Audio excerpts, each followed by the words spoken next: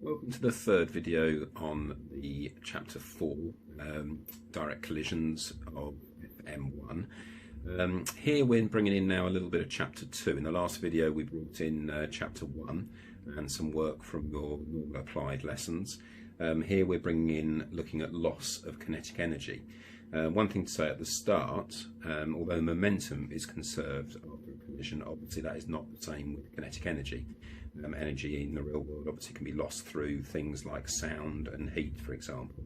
So make sure you understand that obviously energy is not conserved after a collision necessarily. So we have two spheres in example 8 to look at this with you. One is of 3 kilograms and one is of 5 kilograms. A and B move towards each other in opposite directions with speeds of 3 meters per second and 2 meters per second respectively. We're told that the coefficient of friction is 3/5, and it wants us to find out the speeds of A and B directly after the collision. So, as we did in the last video, we've got our two unknowns, so two equations. One comes from conservation momentum, where we need to take which direction we're taking as positive, and then the other will come from coefficient of restitution. So we'll work on the first example first. So conservation momentum, before the collision we have 3 lots of 3, and then the 2 is in opposite directions, so that's 5 lots of -2, and that is going to equal 3 lots of VA plus 5 lots of VB. So therefore we have -1 equals 3 VA plus 5 VB.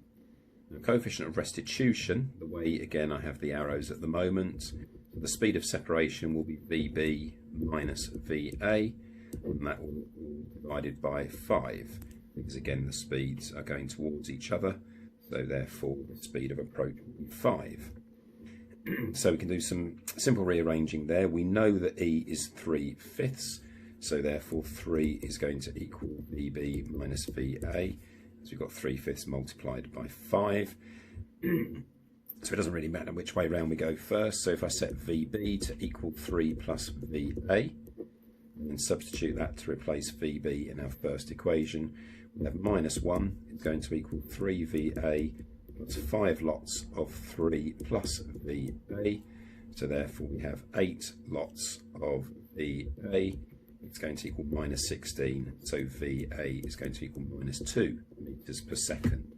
So that's just showing that particle A has rebounded.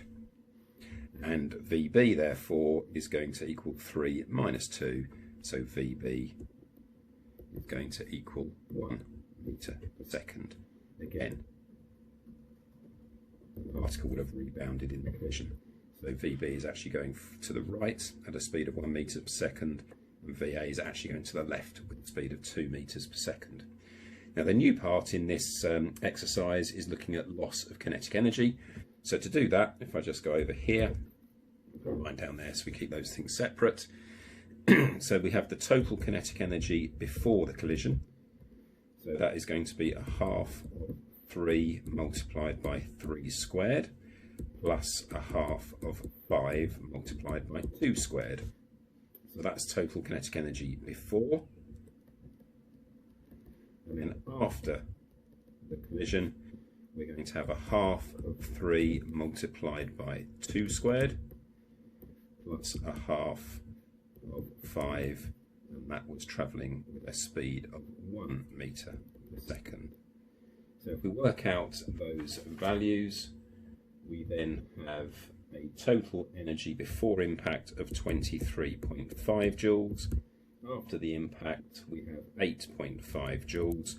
So therefore, the loss of kinetic energy is clearly going to be the total energy at the start minus the total energy at the end, which leaves us with a figure of 15 joules. Okay, now on to example number 9. Here we have a gun of mass 600 kilograms and a shell of mass 12 kilograms, and it fires the shell with a speed of 200 meters per second. So initially, before everything is at rest. You can think of that as one combined particle of 612 kilograms if you wished. And then after the firing, which is our collision, the shell sets off to the right with a speed of 200 meters per second, and we need to find the velocity of the gun after the shell. Well, because there's no momentum before, and we know momentum is conserved, then we know that the velocity of the gun is going to be going to the left. Again, if we weren't aware of that, you've got it to the right and you'll end up with a negative answer. So either way, it's not a problem, but we're following the same equations as we were before. So we need to start by using conservation of momentum.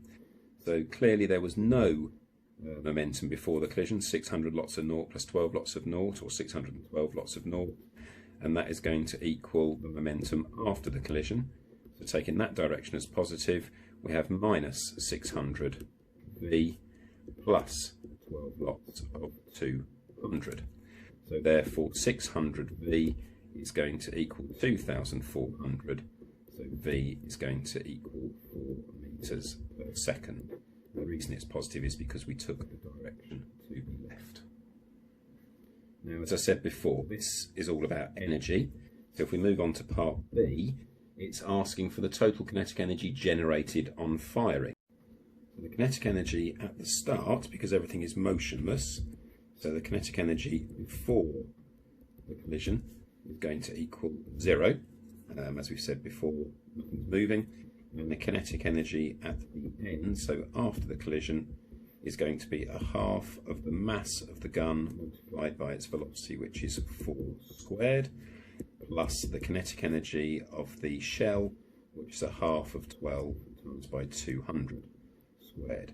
And that is going to equal 4,800 plus 240,000, which gives us a total energy of 244,800 joules. So in answer to the question before, the amount of kinetic energy generated by the gun is simply that answer, because obviously the kinetic energy at the start was 0 as everything was motionless. So the final part of the question is looking at the ratio of the energies and the ratio of the speeds of the gun to the shell. And we need to show that they are equal to each other. So if we start off with the kinetic energy, so the ratio of the kinetic energies is going to be 4,800 to 240,000. If we divide by 4,800 on both sides, that gives us a ratio of 1 to 50. And if we look at the speeds, then we have a ratio of 4 to 200, which is also 1 to 50. So we can see that we have shown the ratio of the energies is the same as the ratio of the speeds.